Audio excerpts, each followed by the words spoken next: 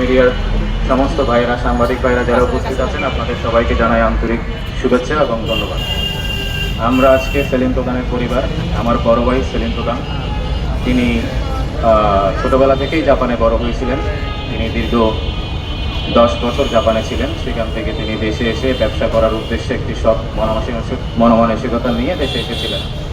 এরপর থেকে তার সাথে একের পর এক যেই ধরনের অন্যায়গুলো হয়ে যাচ্ছে, তার কিছু মানবিক এবং জনকল্যাণমূলক কর্মকাণ্ডকে কেন্দ্র করে তিনি সবসময় চাঁদাবাজের বিরুদ্ধে, তিনি সবসময় সন্ত্রাসের বিরুদ্ধে সোচ্চার ছিলেন এবং সেইখান থেকে তার সাথে কিছু ব্যবসায়িক দ্বন্দ্বে জড়িয়ে ব্যবসায়িক তার প্রতিষ্ঠানগুলো, তার জায়গা সম্পত্তিগুলো দখল করার জন্য ব্যবসায়িক দ্বন্দ্ব থেকে তার সাথে এক ধরনের একটা শত্রুতা শুরু হয় একটি কুচক্রী মহলের, এবং সেইখান থেকে তাকে সবসময় তার ইমেজটাকে নষ্ট করার জন্য এরা উঠে পড়ে লাগে এবং কিছু গণমাধ্যম এবং বিভিন্ন জায়গায় তার বক্তব্যকে বিভিন্নভাবে ভুলভাবে উপস্থাপন করে তাকে একটা নেগেটিভ ইমেজ তার তৈরি করা হয়।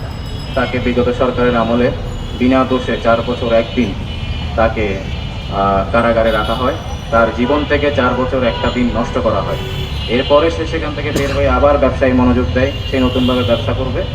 সেখানেও তার সাথে আবার শত্রুতা করে তাকে এখন একের পর এক মামলা দিয়ে তার কারাগারে রাখার একটা প্রয়াস চেষ্টা চলছে।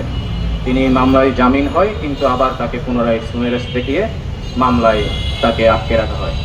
আমরা পরিবার, আমাদের আর যাওয়ার কোথাও জায়গা নাই। আমরা সমস্ত জায়গায় গিয়েছি, আমরা অনেক ক্লান্ত। এখন আমাদের আর কারো প্রতি আর কারো কোনো অভিযোগ আমরা রাখবো না। আমরা চাই একটা সুষ্ঠু ন্যায় বিচার। উনি বাংলাদেশ সংবিধানের 31 এবং 32 নম্বর অনুচ্ছেদ অনুযায়ী প্রত্যেকটা নাগরিক বাংলাদেশের আইনের সুশাসন পাওয়ার অধিকার রাখে। তারা আইনের অধিকার গণতান্ত্রিক বাংলাদেশে প্রত্যেকটা নাগরিক পায়। আইনের সুশাসন প্রতিষ্ঠার অধিকার প্রত্যেকটা নাগরিকের আছে, কিন্তু এই ক্ষেত্রে সেলিম প্রধান ব্যতিক্রম। তিনি কোনো আইনের কোনো ন্যায় বিচার এবং কোথাও তিনি কোনোভাবে ওনার জন্য আইন থেমে গেছে, যেটা বলতে গেলে আমরা এটা উপলব্ধি করছি। ওনার কোনো দোষ থাকলে সেটা শাস্তি হোক, সেটাও আমরা চাই। উনি নির্দোষ হলে কেন উনি শুধু এই হয়রানির শিকার হবে? বাংলাদেশের নতুন সরকার এখন ক্ষমতায় এসেছে। আমরা সমস্ত জায়গায় দেখতে পাচ্ছি জনাব তারেক রহমান, উনি অলরেডি বাংলাদেশের মানুষের মন জয় করে ফেলেছেন। সমস্ত জায়গায় আমরা একটা নতুনত্বের ছোঁয়া পাচ্ছি। এই আশা ভরসা থেকে আমাদের আজকে এই মানববন্ধন। আমরা পরিবারের পক্ষ থেকে বাংলাদেশ সরকারের প্রধানমন্ত্রী জনাব তারেক রহমানকে বিনীতভাবে অনুরোধ করছি, আমাদের এই বিষয়টি একটু দৃষ্টিগোচর করেন, আমাদেরকে এই অন্যায়ের হাত থেকে মুক্ত করেন, এই হয়রানির হাত থেকে মুক্ত করেন। আমাদের পরিবারকে, সেলিম প্রধানকে, তার 3টা সন্তান আছে, তার একটা পরিবার আছে। আমাদের ন্যায় বিচার পাওয়ার জন্য আমাদের পথটাকে একটু স্মুথ করেন, আমরা যেন ন্যায় বিচার পাই। আমাদের শুধু এটাই দাবি, আমরা ন্যায় বিচার দাবি করছি, আর কোনো কিছু আমাদের দাবি নেই, কারো প্রতি আমাদের কোনো অভিযোগ নেই।